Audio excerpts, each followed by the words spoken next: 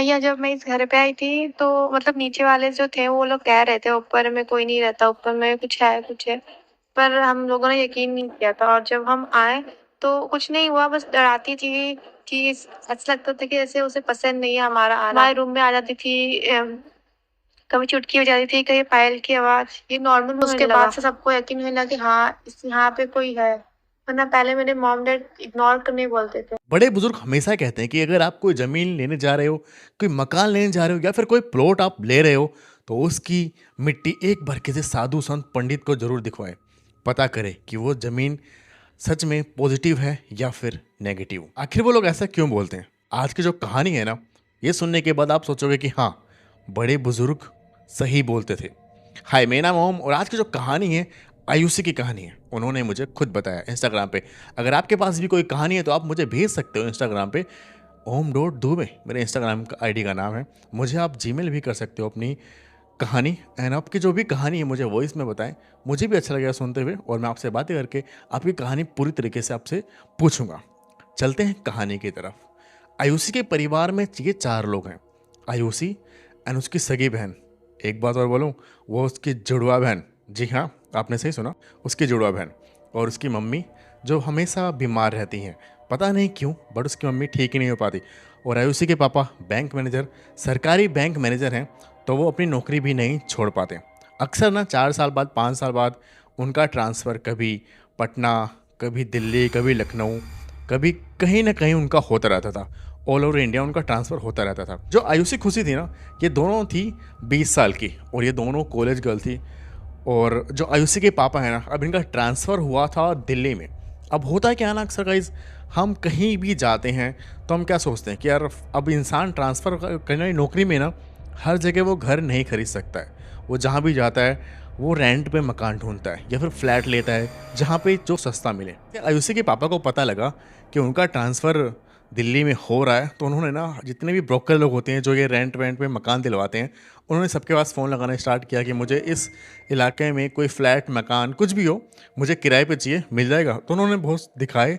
लेकिन अब दिक्कत क्या थी, जो आयुषी के पापा है ना, उनकी सैलरी लगभग यार 1.5 लाख के आसपास थी और कट कुटा के ना उनके अकाउंट में 1 लाख आती थी। अब कई लोग बोलेंगे इतने पैसे में तो यार कोई बंदा नया घर ले ले, लेकिन मैंने कहा ना, आयुषी की मम्मी बहुत ज़्यादा बीमार रहती थी। उनकी जो महीने का खर्चा था ना, वही लगभग 20 से 25 हज़ार रुपये, 30 हज़ार लग जाया करता था। और जो दोनों बेटियां थी, खुशी एंड आयुषी, इनकी पढ़ाई का भी खर्चा बहुत ज़्यादा था क्योंकि दोनों ही कॉलेज जाती थी। दोनों ही मतलब एक अच्छी लाइफ जी रही थी एंड उनके पापा को था कि मेरी बेटी को मैं अच्छी लाइफ दूंगा, जितना ये दोनों पढ़ना चाहेंगी ना, मैं इनको पढ़ाऊंगा। तो वो उनको ना लाइफ में कभी भी ना कुछ कमी नहीं होने दिया करते थे। आयुषी के पापा ने ब्रोकर लोगों से बोला कि मुझे फ्लैट चाहिए रेंट पे या फिर मकान, जो भी मुझे दिलवा दो। तो अब क्या था ना, जो ब्रोकर लोग थे ना, वो कोई फ्लैट बता रहे थे 20 हज़ार रुपये, कोई 15 हज़ार रुपये। अब इतना आयुषी के पापा को ना 2 BHK का फ्लैट चाहिए था, तो महंगा मिल रहा था, 25 से 20 हज़ार, कोई 15 हज़ार ऐसे मिल रहा था। वहीं पर ना एक फ्लैट उन्होंने बताया कि सर फ्लैट है, बहुत सालों से खाली पड़ा हुआ है और उसका रेंट भी ज़्यादा नहीं है, 2 BHK बड़ा सा है और थोड़ा सा ना उसका काम वाम कराना पड़ेगा, लाइक पेंट वेंट हम वो सब कुछ करवा के दे देंगे। रेंट ना 6,500 रुपये है। तो आयुषी के अपने कहा कि ठीक है, मैं को ना फ़ोटो वोटो भेज दो। तो उन्होंने फ़ोटो वोटो भेजी, ब्रोकर ने हर तरफ के दिखाया। तो ना आयुषी का बना ठीक, बोला ठीक है, आपने इसको पेंट वेंट करवा दो, बढ़िया से सब कुछ करवा दो। तो पेंट वेंट करवा के मेरे को फ़ोटो वोटो भेज दो। तो जो ब्रोकर लोग थे उनको लगा कि यार कोई तो मुर्गा आया, फंस गया बाहर से।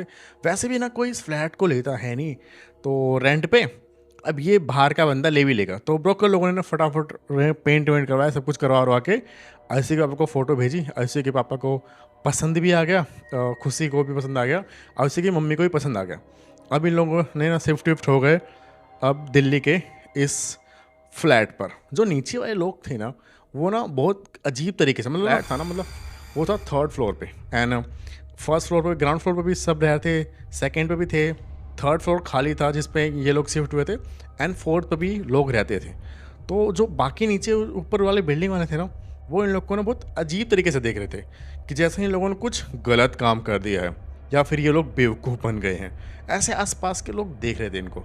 तो इन लोग को भी समझ में नहीं आया। फिर इन लोग को लगा कि क्या पता दिल्ली के लोग ऐसे ही हैं, ऐसे घूर के देखते, मतलब इन लोगों ने नया ना, अब पटना से सीधा इनका ट्रांसफ़र दिल्ली हो गया था। आयुषी जो इसका बॉयफ्रेंड था, ये भी पढ़ाई कर रहा था, तो इसको जब पता लग गया था, मतलब क्या होता ना, 6-7 महीने 8 महीने पहले बता दिया जाता कि आपका ट्रांसफ़र कौन सी सिटी में होने वाला है। तो आयुषी को पता लग गया था कि मैं दिल्ली जा रही हूँ, अब मेरी आगे की पढ़ाई मैं वहीं से करूँगी। उसका बॉयफ्रेंड था राहुल, उसने आयुषी बड़ी थी एंड खुशी छोटी थी। तो उसने अपने जो बॉयफ्रेंड है उसको बता दिया था कि मैं दिल्ली जाने वाली हूँ, अगर तुम्हें भी चलना है तो तुम भी चलो, पढ़ाई वहीं से करना। तो क्या वो जो राहुल ना, उसने भी ना भाई जाके दिल्ली में उसने भी एडमिशन करवा लिया था, और वो बॉयज़ पीजी में वो रहना स्टार्ट उसने कर दिया था। अब ये सब कुछ सही चल रहा था। अब ये जब पहला दिन था ना उस फ्लैट पे इन लोगों का, तो अब क्या हुआ, 2 BHK का फ्लैट था। एक रूम में आयुषी की मम्मी जो बीमार रहती थी बेचारी, उनका हेल्थ इशू बहुत ज़्यादा थे, और उनके पापा रहते थे। एक रूम में आयुषी और आयुषी की छोटी बहन खुशी। अब छोटी मतलब 1-2 मिनट का ही अंतर था इन दोनों के बीच में, दोनों जुड़वा बहनें थी। तो ये दोनों रहा करती थी। अब जो कि है ना, आयुषी इसका बॉयफ्रेंड था, जो खुद दिखने में दोनों एक जैसे, बिल्कुल सेम टू सेम।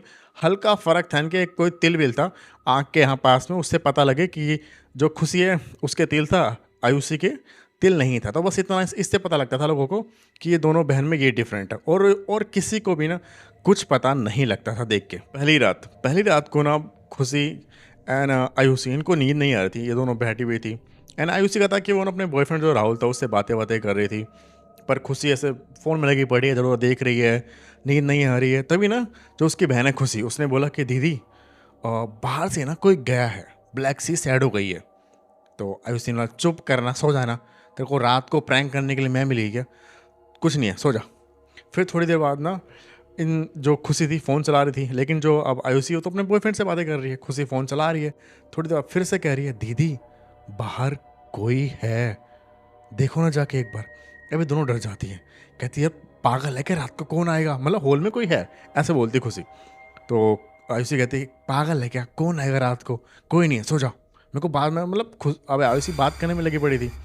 तो खुशी कहती कुछ तो है। अब खुशी ना अपना फ़ोन रख देती है साइड में, और जब वो रख देती है ना तो उसको ना आवाज़ आती है पायलों के, छन छन छन, दीदी दीदी दीदी दीदी कोई है, मैं बोल रही हूँ ना। तो ये आवाज़ नोटिस करना, सुनना, किसी की आवाज़ आ रही है, मैं तुमसे बात करती थोड़ी देर में, 1 मिनट रुको। तो वो फ़ोन कट कर देती है एंड उसकी ना वो अब ना खुशी की बातों पर यकीन करके खुशी की बातें सुन, मतलब कि हाँ इसने बोला है तो कुछ हो सकता है। तो ना ये वेट कर रही होती है, तभी ना इनको ना आवाज़ आती है ऐसे किसी की चुटकी बजाने की। तो ये दोनों बहन कहती, अरे यार यहाँ पे चोरी वोरी बहुत होती है, गेट वेट लॉक था ना, सब कुछ सेफ है ना? तो उसने बोला, हाँ यार दीदी ऐसे क्या ही मतलब खुशी से बोल, क्या ही दिक्कत है, गार्ड है नीचे, कहाँ चोरी होएगी। पर ये आवाज़ किसकी आ रही है?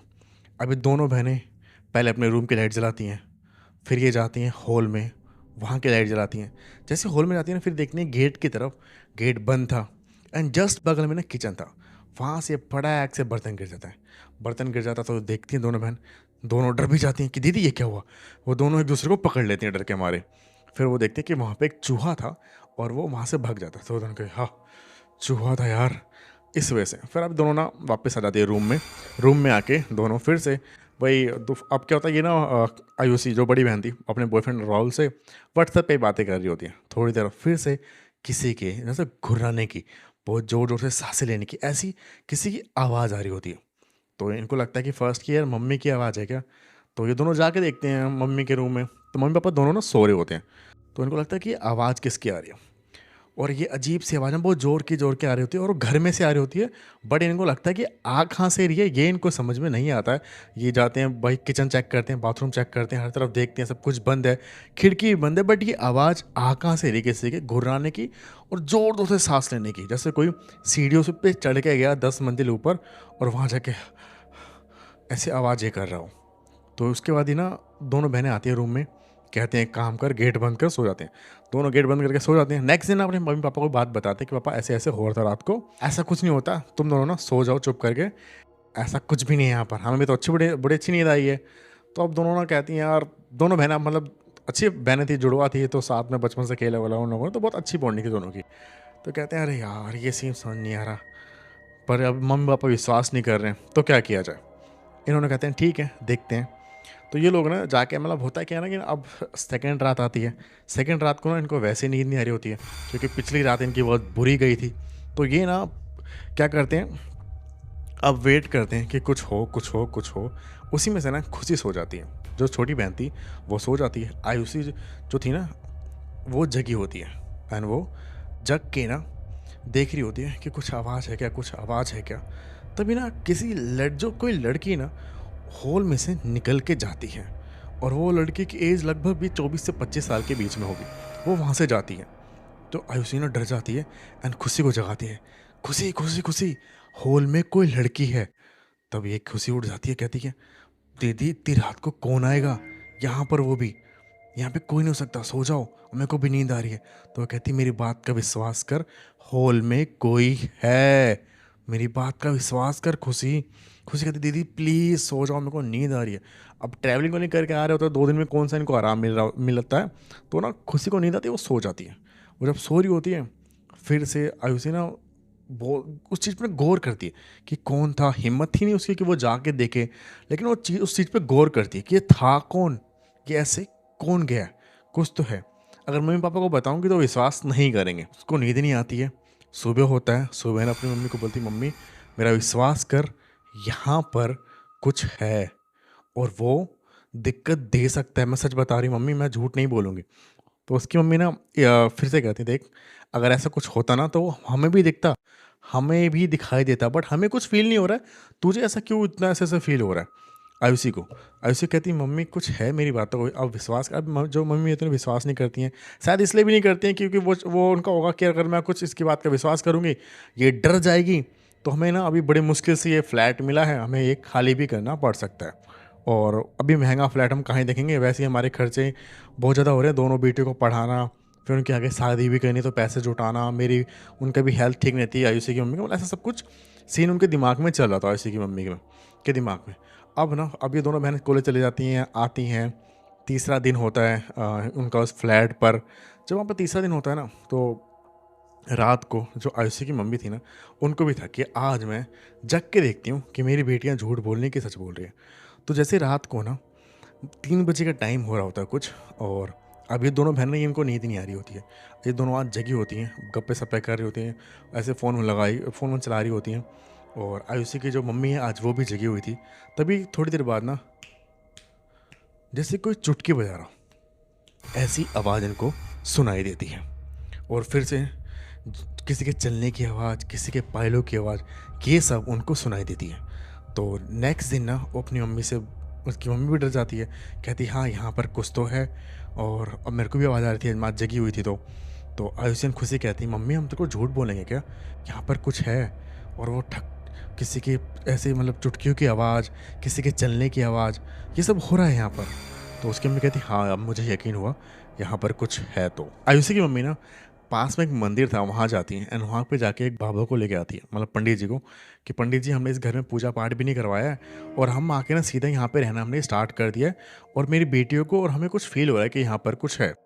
तो पंडित जी के कुछ ऐसे बैठते हैं और हाथ में पानी लेते हैं और हर तरफ घूमते हैं और एक नारियल होता है उनके हाथ में। फिर थोड़े बाद वो कहते हैं कि हाँ यहाँ पर कुछ है लेकिन वो कभी किसी को परेशान नहीं करेगी और अगर आपको ज़्यादा दिक्कत है तो आप ना इस फ्लैट को खाली करके कहीं और चले जाओ, वरना वो जो यहाँ के जो भी है वो कभी किसी को परेशान नहीं करती ना आपको परेशान करेगी। तो अब इन लोग को भाई और डर लग जाता है कि यहाँ पर कोई रह रहा है, कोई आत्मा है। अब तो पंडित जी ने ही बता दिया। अब इन लोग की एक एक रात ना काटना बहुत मुश्किल हो जाता है। अब उसी के पापा ना अब फ्लैट ढूंढने के लिए दूसरा फ्लैट, कि मुझे अब नहीं रहना भाई, जब मेरे बच्चों को अच्छा फील नहीं हो रहा तो मैं यहाँ पर क्यों रहूँगा।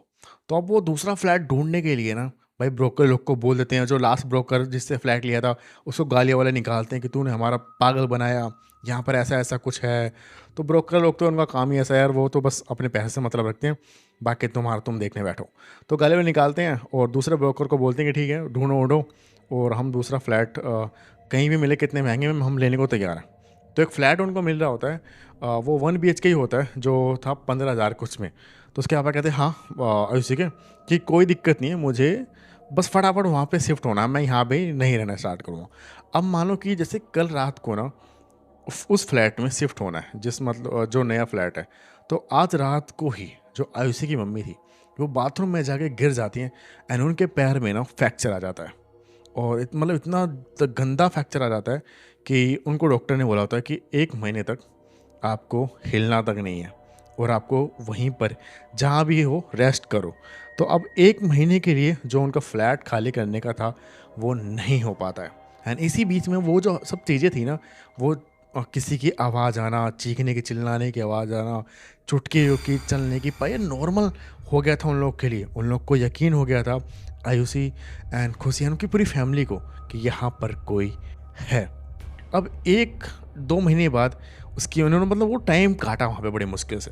उसके बाद जब आयुषी की मम्मी के पैर ठीक हुआ तो उन्होंने सोचा कि ठीक है, अब ना हम इसका मतलब इसको छोड़ देते हैं और हम किसी और फ्लैट में जाते हैं। तो भाई इनको दूसरा फ्लैट मिल जाता है। लेकिन जैसे कि जाने की सोचते हैं ना, तो जो आयुषी के पापा थे ना, उनका एक्सीडेंट हो जाता है। वो बस से उतर रहे होते हैं, पीछे से कोई बाइक वाला उनको ठोक के चला जाता है, जिसमें उनका पैर, उनके भी सेम पैर और एक हाथ की जो कलाई होती है वो टूट जाती है।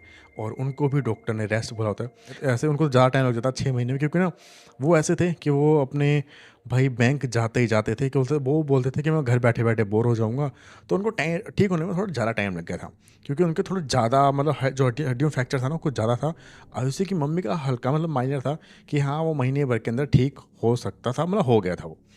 अब भाई 6 महीने तक तो इनके पापा ने सोचा कि मेरी लाइक हड्डियाँ पड्डियाँ टूटी पड़ी है, हाथ वाथ टूटे पड़े हैं, अब मैं कैसे यहाँ से निकलूँगी। खाली करने का जो सीन था वो और आगे हो गया। अब इनको 8 महीने वहाँ पे उसी फ्लैट में हो गए थे।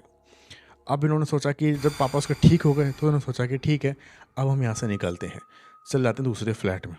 जैसे ही इनका निकलने का टाइम होता है, तो जैसे कि मतलब कल चले जाएंगे, सामान वामान पैक कर रहे हैं, तो जो वहाँ की रूह थी ना, उसको पता लग जाता है कि ये फिर से जाने वाले हैं। और अचानक से ऐसा होता है, जो आयुषी की दादी थी, वो इस दुनिया को छोड़कर चली जाती है।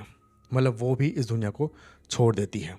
अब ये लोग गाँव जाते हैं, तेरहवीं वेरवी होता है, सब कुछ होके वापस आते हैं। 1 महीना इनका फिर से निकल जाता है। और फिर से ये लोग सोचते हैं कि इस फ्लैट को अब खाली कर देंगे। जैसे वो खाली करने का सोचते हैं, तो आयुषी की मम्मी की तबीयत बहुत ज़्यादा ही ख़राब हो जाती है। इतनी ख़राब हो जाती है कि उनको 10 दिन तक हॉस्पिटल में रखना पड़ता है। तो ना आयुषी के पापा को लगता है कि कुछ तो गड़बड़ है। जैसे हम इस फ्लैट को खाली करने का सोचते हैं, कुछ ना कुछ चीज़ें हो जा रही हैं। तो वो जाते हैं एक बाबा के पास, सब कुछ बताते हैं। तो बाबा वही बोलते हैं, देखो अब जब तक होप दिल्ली में, आपको उस फ्लैट में ही रहना पड़ेगा। अगर आप उसने सोचा भी आपने गलती से भी कि उस फ्लैट को खाली करना है, तो आपके साथ, आपकी फैमिली के साथ, किसी ना किसी के साथ कुछ ऐसा हो जाएगा, जिसकी वजह से आप वो फ्लैट खाली करके कहीं नहीं जा सकते। तो आयुषी के पापा को था कि यार मैं 4 साल कैसे भी करके अब यहाँ पे तो निकालने हैं, क्योंकि नहीं उसके बीच में या उसके बाद कभी ना कभी यहाँ से तो ट्रांसफ़र का आएगा ही आएगा, तब तक तो मैं यहाँ रहूँगा। और जो रूह थी ना, अब उनकी ना बिल्कुल फैमिली की तरह हो गई थी। उन लोग को बहुत नॉर्मल हो गया था, चुटकियों की आवाज़ आना, पायलों की आवाज़ आना, किसी के चीखने चिल्लाने की, और कोई ज़ोर ज़ोर की सांसें ले रहा हो, ये बहुत नॉर्मल हो गया था उन लोग के लिए। सब कुछ चल रहा था। अब साल भर बिता लिया था, 1.5 साल हो गया था उन लोग को वहाँ पे रहते रहते। उसी बीच में जो आयुषी का बॉयफ्रेंड था राहुल, उसके बारे में सब कुछ पता लग गया था आयुषी की फैमिली को। तो उनको भी कोई दिक्कत नहीं थी। उनको था कि लड़का अच्छा पढ़ रहा है, अगर तुम लोग अच्छी खासी नौकरी करते हो तो हम तुम दोनों की शादी भी करवा देंगे, हमें तुम्हारे इन चक्कर से कोई दिक्कत नहीं है। जो आयुषी का बॉयफ्रेंड था राहुल, वो उसके घर पे भी मतलब जो फ्लैट था ना, वहाँ पे आया करता था, मिलता था, हेलो हाय, मतलब जो आयुषी के पापा से, मम्मी से, उनसे मिला भी करता था। और आयुषी की मम्मी को भी था कि जल्दी से मेरी बेटियों की शादी ना हो जाए, क्योंकि मेरे को नहीं पता कि मैं कब तक रहूँगी। तो उनका ये था, बॉयफ्रेंड था, वो अक्सर ना आता था घर पे, मतलब हफ्ते में, 2 हफ्ते में, 4 हफ्ते में कभी ना कभी आना, सबसे मिलना उलना, मम्मी मम्मी का हाल पूछना आयुषी के कि आप कैसे हो, तबीयत ठीक, मतलब सब उसका था। मतलब होता ना कि स्टार्टिंग में दिखाना कि मैं बहुत अच्छा हूँ, ये वो सब था। एक दिन ऐसा हुआ, जो आयुषी की मम्मी थी ना, वो हॉस्पिटल में गई हुई थी दवाई के लिए, अपने चेकअप वेकअप के लिए। मतलब ये था कि उनको बहुत टाइम लगेगा। और जो आयुषी थी, वो कॉलेज से ना अक्सर वो 4 बजे आ जाया करती थी। खुशी ने ऐसा बोला था कि आज मैं कॉलेज नहीं जाऊँगी, मेरा मन नहीं है। और आयुषी कह रही ठीक है, तुम मत जाओ, मैं चली जाती हूँ। और तो जो जो थी ना आयुषी, वो कॉलेज में पहुँचती है, तो राहुल को फ़ोन लगाती है कि तुम कॉलेज में आए नहीं, आज कहाँ पे हो। तो राहुल भी कहता है मुझे काम है थोड़ा सा आज, इसलिए मैं कॉलेज नहीं आया। तो अब आयुषी का ना कॉलेज में मन नहीं लग रहा होता है। अक्सर ना वो अपने कॉलेज से घर शाम के 4 बजे तक वो आया करती थी, कभी 4 कभी 5। तब उसको लगता है कि यार मेरा मतलब राहुल आया नहीं, और मेरी बहन खुशी वो भी नहीं आई, मतलब वो बोर फील कर रही थी अपने आप को। तो वो ना कॉलेज से निकल जाती है 12 बजे ही अपने घर के लिए, और लगभग 1 बजे अपने घर पहुंचती है। उस उनके पास चाबी होती थी, मतलब जिससे चाबी से ना बाहर से वो गेट खुल जाए। और उस चाबी से ना गेट खोलती देखती है हॉल के अंदर खुशी एंड उसका बॉयफ्रेंड राहुल उसका एक दूसरे का हाथ पकड़ के बैठे हुए थे। ये देख के ना वो रोने लगती है एंड रो के कुछ नहीं, किससे ना राहुल को कुछ बोलती है ना खुशी को कुछ बोलती है। वो अपने रूम में चली जाती है, बस बेचारी रो रही होती है, रो रही होती है, रो रही होती है। अब खुशी को एंड राहुल को भी पता लग जाता है कि आयुषी को सब कुछ पता लग गया है। वो जाके बात भी करते, तुम ऐसे गलत मत सोचो, हम तुम्हें ना कुछ सरप्राइज़ देना चाह रहे थे वगैरह वगैरह। तो आयुषी ने ऐसे ही बोला बस हाथ जोड़ के, प्लीज़ चले जाओ, मुझे पता है मैं इतनी ना समझ नहीं हूँ, तुम्हारा क्या था क्या नहीं, बस ख़त्म, ठीक है। वो वहाँ चली जाती है। अब रात का टाइम होता है, लगभग रात के ना 9-10 बजे, जिस टाइम वो अक्सर राहुल को फ़ोन करा करती थी बात करने के लिए। 9-10 बजते हैं, वो ना छत पे बैठ के टंकी के पास बैठ के रो रही होती है, रो रही होती है, रो रही होती है। तभी उसको दिखाई देता है कि जैसे ना कोई औरत 24 से 25 साल की उसके पास में आई एंड उसके कंधों पे हाथ रखा एंड उससे बात करने की कह रही है कि मैं हूँ ना, तुम इतनी टेंशन क्यों ले रही हो। उसको देखती है, मतलब आयुषी उस ना उस औरत को देखती है। थोड़ी देर बाद वो औरत अपने आप वहाँ से गायब हो जाती है। आयुषी कहती है ये कौन थी यार। अब ये बात ना वो अपनी बहन को बता सकती थी ना किसी को। अब रात का टाइम होता है, तो रात को ना अब ये दोनों बहनें तो अक्सर क्या होता था कि ना एक ही बेड पे सोया करती थी, एक ही रूम में एक ही बेड पे। आज ऐसा हो गया कि आयुषी ना सोई हुई थी रूम के अंदर और खुशी को, मतलब खुशी को भी ना भाई अपनी सगी बहन से, अपनी जुड़वा बहन से वो नज़र नहीं मिला पा रही थी, क्योंकि उसने अपनी बहन पे चीट किया था। और राहुल का और खुशी का भी, मतलब जो होता ना कि चीटिंग वाला सिस्टम, वो बहुत दिनों से चल रहा था। इस बारे में आयुषी को नहीं पता था। तो वो जाके सो जाती है, जो हॉल में सोफ़ा था ना वहाँ पे सो रही होती है। तो ना अब आयुषी भी कहती है, आज सोच रही होती है बेचारी कि क्या ऐसा मेरी बहन की गलती है, या फिर वो राहुल ही ऐसा था, या फिर भगवान का ये कुछ ऐसा संकेत है कि ये ऐसे भगवान ने ऐसे पहले ही दिखा दिया कि ये तुम्हारी बहन के साथ ही लोए, मतलब मेरे साथ लोए नहीं है तो चीट मेरी बहन के साथ ही कर रहा है, तो आगे क्या करेगा। मतलब सब कुछ सोच रही होती है। वो खुशी को देख रही होती है और खुशी ना उस सोफे पे सो गई होती है। तो वो देखती है थोड़ी देर बाद आयुषी कोई चीज़ है, अब वो चीज़ दिखाई नहीं दे रही होती है। वो खुशी को उठाती है, ऊपर करती है एंड उठा के ना पटक देती है हॉल में ही। तो खुशी ना उठ जाती है चिल्ला के, वो चिल्लाने लगती है, आई मम्मी, मम्मी किसी ने मारा, किसी ने मारा, किसी ने मारा। तो उसके पापा भी उठ के आते हैं और मम्मी भी उठ के आती है, क्या हुआ मम्मी, किसी ने उठा के पटका, किसी ने फेंका। तो उसके मम्मी पापा ये पूछते हैं कि तू आज हॉल में क्यों सोई है, क्या हुआ। तो वो कहती बस मेरा मन लगा, मैं यहाँ पे सो गई ऐसे टीवी देखते देखते। तो उसके में पर ध्यान, मतलब ज़्यादा उस चीज़ पे देखते नहीं। और वो उनको वही था, मम्मी पापा को भी था कि जो उसको पटकाया उठा के वो किसी और ने नहीं, वो जो आत्माएं भटकती है ना उसने ही पटकाया। अब इसने मतलब क्यों पटका, क्या पटका, किसी को नहीं पता। लेकिन आयुषी को पता था कि इसको जो उठा के पटका ना फेंका है, ये उसी रूह ने, जिसने बोला था ना मैं हूँ ना, तू क्यों टेंशन ले रही है, उसने ही पटका है। अब ना वो जो रूह थी ना वहाँ पे, वो हमेशा, अब क्या इन दोनों की बहनों की ना बात होना बंद हो गई थी। वो हमेशा ना आयुषी को दिखाई देती थी और नॉर्मल ही जैसे होता ना कि कोई इंसान है, कोई औरत है, दिखाई दे रहा है, वो उसको दिखाई देती थी, वो उससे बातें करा करती थी। आयुषी को भी ना उससे जो डर था ना, वो डर लगना बंद हो गया था। मतलब ऐसे सब कुछ चीज़ें होने लग गई थी। एंड वो जो चीज़ थी ना, आयुषी का कहना है कि जब कोई फेस्टिवल होता है, कोई त्यौहार, होली, या फिर जब कोई चीज़ होती है घर में, जब बहुत पूजा पाठ होने लगती थी, तो वो चीज़ ना बहुत ज़्यादा वो एक्टिव हो जाती थी, वो डरती थी, उसके चीखने चिल्लाने की जो आवाज़ थी ना वो डबल हो जाया करती थी। फिर उसके बाद आयुषी ने अपनी बहन खुशी को, कहते हैं 6-7 महीने बाद, माफ़ कर दिया, क्योंकि उसने देखा था कि जो उसकी बहन थी खुशी, वो बहुत ज़्यादा बीमार होने लग गई थी, जैसे उसके ना शरीर से कोई खून चूस रहा हो। वो बहुत ज़्यादा बीमार होने लग गई थी। वो उसने कॉलेज वॉलेज जाना छोड़ दिया था, क्योंकि अंदर ही अंदर खुशी को भी ये बात खा रही थी कि उसने अपनी बहन पर धोखा दिया है, कि अपनी सगी बहन, अपनी जुड़वा बहन को उसको धोखा दिया यार। तो उसको भी वो बीमार सी रहने लग गई थी। और आयुषी को भी था कि शायद ना मेरी बहन की जो हालत हो रही है ना, ये उसी आत्मा की वजह से ही हो रही है। तो रात का एक दिन ना वो बैठी थी टंकी पे और वहाँ पे ना एक परछाई सी दिखाई देती है उसको, कोई औरत की, आयुषी को। तो आयुषी कहती है देखिए, आप जो भी हैं मुझे नहीं पता, लेकिन मैं चाहती हूँ कि मेरी बहन की जो हालत हो रही है ना, आप ये ना करें। तभी ना वहाँ पे जोर की, जैसे कोई सांस ले रहा हो मंजिल से, ऐसे सांस लेने की आवाज़ आती है। और आयुषी कहती है प्लीज़ मेरी बहन के साथ कुछ ना करें, वो छोटी है, उससे गलती हो गई है। वो जो आवाज़ जो थी ना आनी, वो कम हो जाती है। एंड उसके बाद ना वहाँ पर जो एक्टिविटी, जो जो आवाज़ें, चीखना, ये नॉर्मल हो गया था। एंड खुशी भी कुछ दिनों बाद ठीक हो गई थी। और आज भी, आज के डेट पर भी वो लोग उसी फ्लैट में रहते हैं। अगर वो लोग सोचते भी हैं कि हम ये फ्लैट खाली करके चले जाएं, तो वो जो आत्मा है वो कुछ ना कुछ ऐसा कर देती है जिसकी वजह से वो लोग वहाँ से नहीं जा पाते हैं। तो वो आत्मा अच्छी है, बुरी है, क्या है, आप लोग कमेंट करके ज़रूर बताना। लेकिन आयुषी का था कि मेरे को पता करना है कि ये रूह किसकी है। आयुषी ने जाके सबसे पता किया कि जो सेकंड फ्लोर पे है वहाँ पे कुछ ऐसा है क्या, वहाँ पर कोई दिक्कत है क्या। तो लोगों ने बताया हाँ, वहाँ पर ना एक भाई ने अपनी बहन को जान से मार दिया था। उसका ये कहना था, जो लड़की थी ना वो किसी लड़के से प्यार करती थी, तो वो भाई को पसंद नहीं था। एंड उसने उसको जान से मार दिया था। कहते हैं कि उसकी रूह आज भी वहाँ भटकती है। तो कहीं ना कहीं जो वो प्यारा वाला सीन था ना, और धोखा देने वाला, शायद आयुषी को जो राहुल ने धोखा दिया खुशी के साथ मिलके, तो उसकी जो रूह होगी उसको ना अपनी जो भी चीज़ उसके साथ हुआ, वो प्यार नहीं मिल पाया यहाँ पे, मतलब धोखा ही हुआ उसके साथ कि उसका भाई ने उसको मार दिया, उसको प्यार नहीं मिला। यहाँ पर आयुषी की जो सगी बहन, जुड़वा बहन खुशी ने धोखा दिया राहुल के साथ मिलके, तो उसने खुशी को परेशान करने लग गई। कहीं न कहीं जो रूह थी उसको अपना सब कुछ पास्ट जो होता है ना वो उसमें दिखा आयुषी में। और उसने कभी भी आयुषी एंड उसकी फैमिली को उसका परेशान नहीं किया।